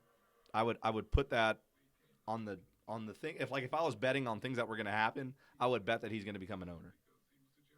So with that in mind, LeBron has a chance to be as high as number 2, number 3. No doubt. Phil Jackson, the greatest coach in the game. Michael Jordan, the greatest coach or greatest player in the game, and then Jerry Krause, arguably one of the greatest general managers in the game. That's what Scottie Pippen just said. The Last Dance. Everybody's acknowledging it. I look forward to bringing you more live sports coverage. We will be watching more games live. And I always, give you guys all the thanks for doing this. Honestly, with the people belling on me last second, I was ready to have a great live show with you guys. Bring more people, bring more energy. But this turned out great. Thank you guys so much for joining us. Great chat all day, all stream. But if Jerry Krause was not just so dead set on breaking it up before it got bad, I reiterate the point that we talked about earlier. We might have seen a Bulls in a Kobe Shaq finals. And how awesome would that have been? It would have been unbelievable. And these parades, guys, these parades in Chicago were just unbelievable. If you've never been to Chicago, recommend it, by the way. But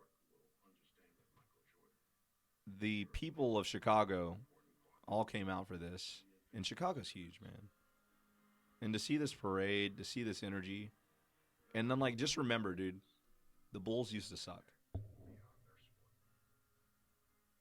They used to suck. And then you got MJ. And MJ just changed it, man. MJ being Superman. MJ was an icon. Hey, you got to give a shout out to Chicago's Pizza. You got to give a shout out to Chicago's Pizza, man. Some people don't like it because they're like, yo, it's like a casserole. Yo, I'm all about that Chicago style deep dish. All about it. I actually had some earlier this year before everything went crazy. Some Giordano's. Good old Giordano's, man. Oh, my goodness. Don't even make me think about how good that was. Oh, so good.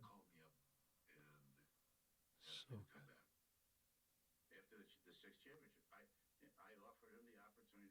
I didn't notice this. I didn't know this.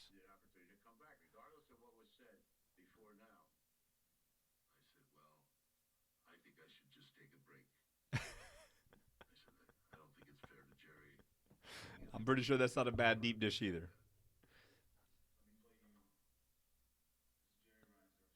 So, so Jerry Weinsdorf said that he was gonna. Jerry was gonna hire Phil Jackson back. Okay, so Mike is gonna listen to why Jerry broke the team up. After the sixth championship, things were beyond our control. We thought it was suicide.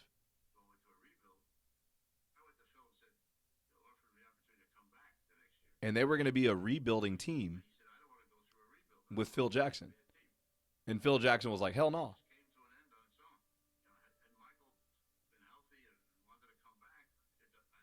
Oh, my. So he's basically saying if Michael would have been ready to go, that they were going to keep playing and that they would have brought Phil Jackson back. And Mike is not happy about this.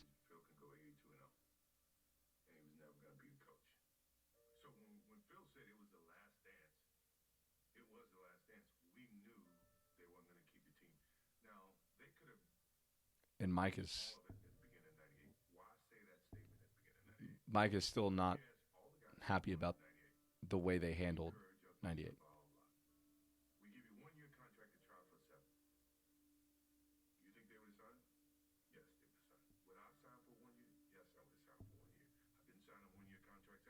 Oh, wow. Wow.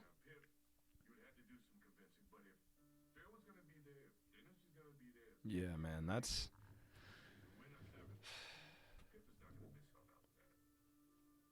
so Mike is basically saying that that's bullshit.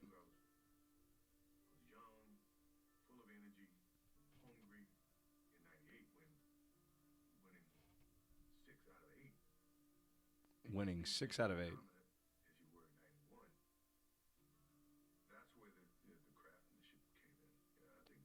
That's crazy. Yeah, you're right. They were making such little money, man. I mean, that's one of the biggest scams of all this.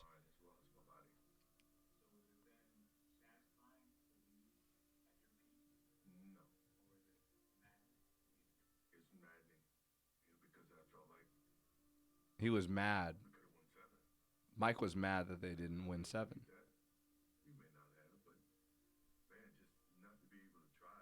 And Mike was mad that they didn't even get the chance to like have the opportunity. That's what an athlete would say, dude. That's what an athlete would say.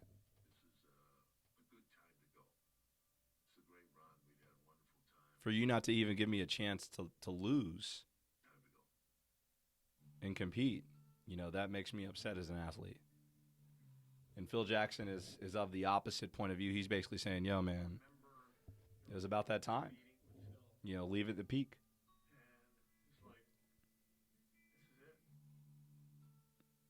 And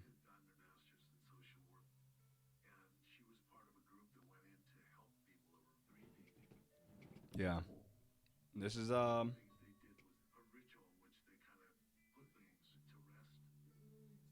Phil Jackson's pulling out this mental magic stuff.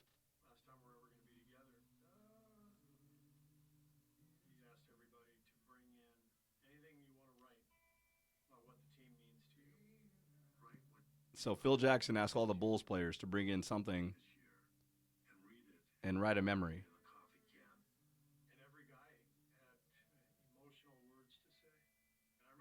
And they read their message. And Mike wrote a poem. And people are talking about how Michael Jordan's poem was very deep.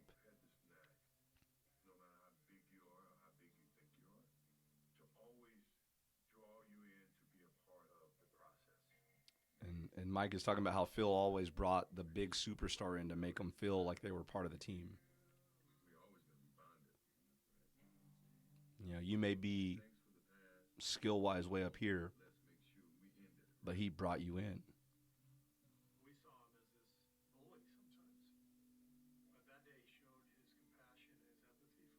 Yeah, and Michael Jordan was always kind of an asshole. It's kind of what a lot of people thought,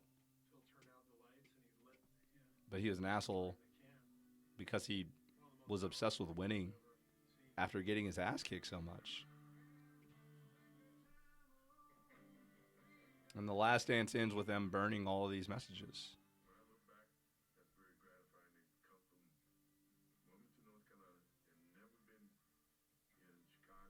Incredible, y'all. You know, the Chicago Bulls, iconic, one of the most popular franchises ever. You know what, man? I really kind of was upset at the way people were kind of like just flaming Jerry Krause in the beginning of this. And obviously there were some not so good moments from Jerry Krause, but you're right.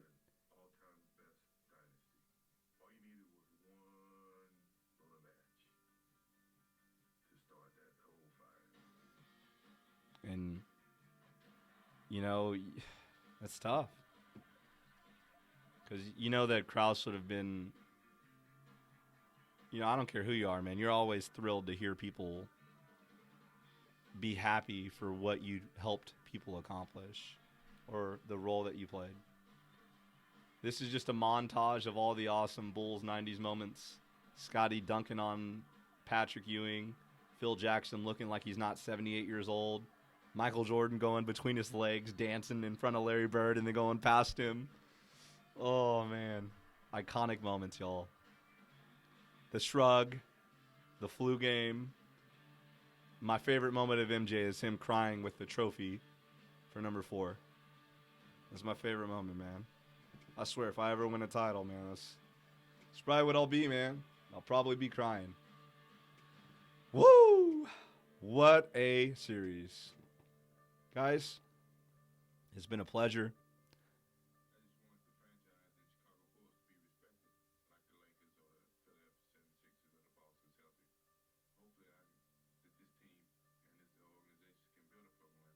I just want the Bulls to be respected like the Lakers and the Celtics and the 76ers, and hopefully I can build them. And that's what he did, man. That's what he did. He's the reason why the Bulls are any kind of known. Yeah, him jumping and man, you're right. You're right. Following Chicago's sixth championship in 8 years, Phil Jackson was replaced.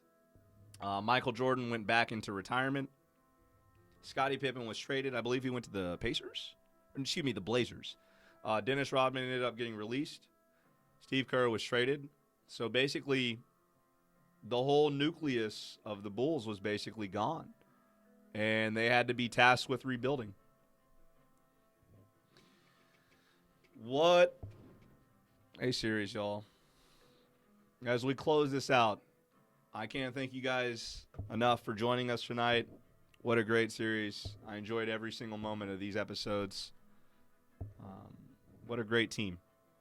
For those of you that never got to see Michael Jordan in his glory like this, I hope you enjoyed it.